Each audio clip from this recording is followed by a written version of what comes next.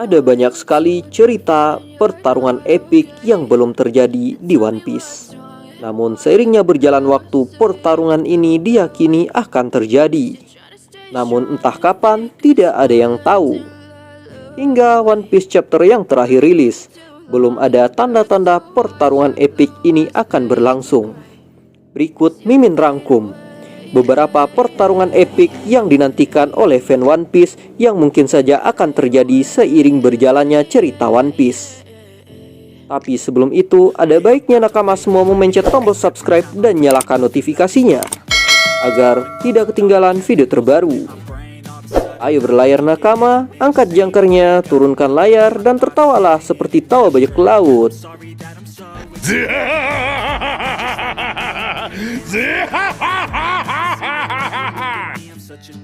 Di urutan pertama, Mimin memasukkan pertarungan Zoro melawan Mihawk.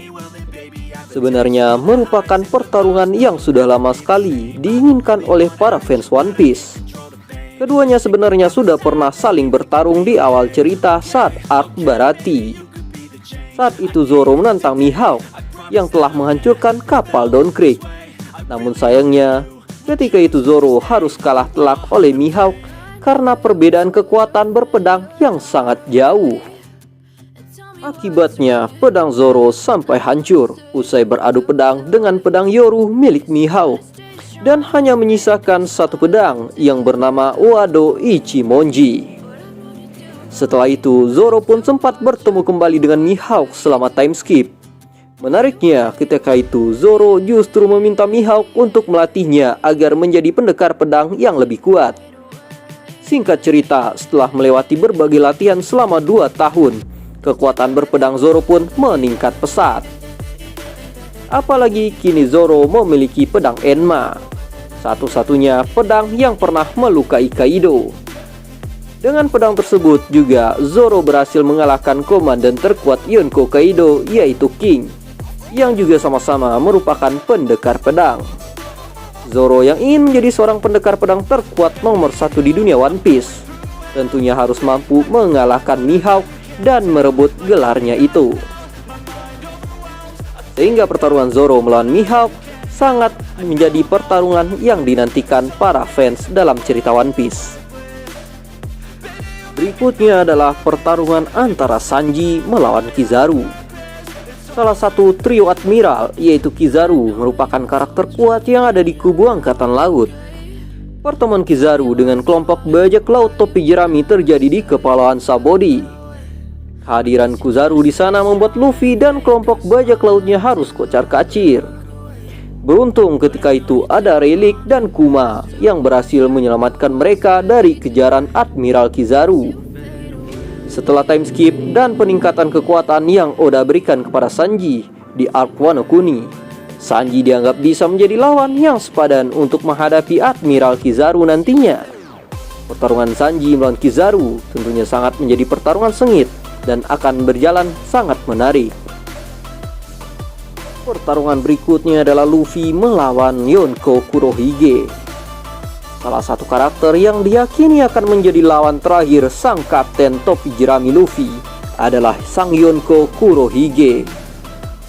Meskipun mereka berdua sama-sama keturunan dari klan D, Luffy bermimpi untuk menjadi raja bajak laut, sementara Kurohige ingin menguasai dunia One Piece. Kurohige yang memiliki kekuatan 2 buah iblis bertipe Logia dan Paramecia tentunya akan menjadi ancaman yang serius bagi Luffy. Apakah Kurohige mampu mengalahkan Luffy ataupun sebaliknya? Apalagi Kurohige diyakini nantinya akan memiliki 3 kekuatan buah iblis yang berbeda. Artinya hanya tinggal kekuatan buah iblis Zoan saja yang belum ia miliki sejauh ini.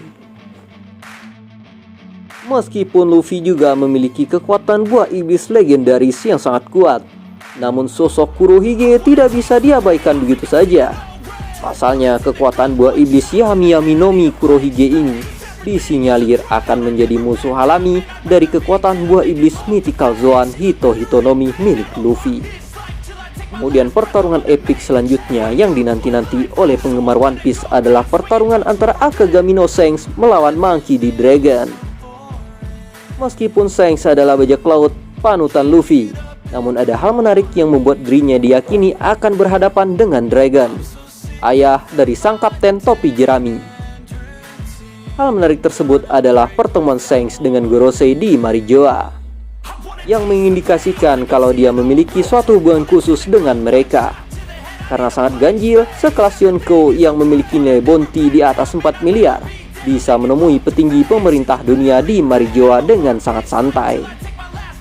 Artinya, kalau memang Shanks ini berada di pihak pemerintah dunia, peluang terjadinya pertarungan antara dirinya dengan Dragon sangatlah besar. Karena seperti yang kita yakini, bahwa Dragon merupakan pemimpin pasukan revolusioner yang memiliki misi untuk menumbangkan pemerintahan dunia. Dan di urutan terakhir ada pertarungan Shanks melawan Luffy. Masih berhubungan dengan poin keempat. Jika Shanks memang memiliki hubungan dengan pemerintah dunia, artinya sudah jelas bahwa tujuan Luffy dan Shanks akan berbeda. Apalagi di awal-awal cerita, Shanks pernah mengatakan kepada Luffy untuk mengembalikan topi jerami miliknya setelah Luffy menjadi seorang bajak laut yang hebat. Itu bisa jadi sebuah pertanda kalau Luffy akan bertarung melawan Shanks nantinya.